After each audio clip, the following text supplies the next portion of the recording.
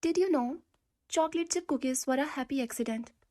Back in 1938, Ruth Wakefield, who ran a cookie inn, ran out of baker's chocolate.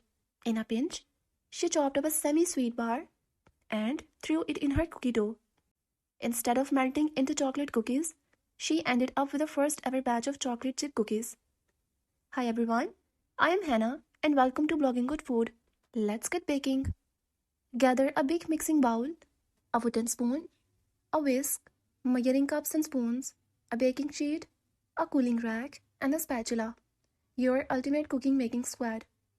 Here are the ingredients that you will need. 3/4 cup of unsalted butter, softened. 3/4 cup of granulated sugar. 3/4 cup of brown sugar packed. 2 eggs. 1 teaspoon of vanilla extract. 2 and 1/4 cup of all-purpose flour. 1 teaspoon of baking soda. 1/2 teaspoon of salt. 2 cups of semi-sweet chocolate chips. Now, follow these simple steps to make your cookies. Step 1. Preheat your oven to 375 Fahrenheit or 190 Celsius and line your baking sheet with parchment paper. Step 2. In a large mixing bowl, cream together the butter, granulated sugar, and brown sugar with a wooden spoon until light and fluffy. Step 3. Add the eggs, one at a time, and beat well with a whisk after each addition. Step 4. Stir in the vanilla extract.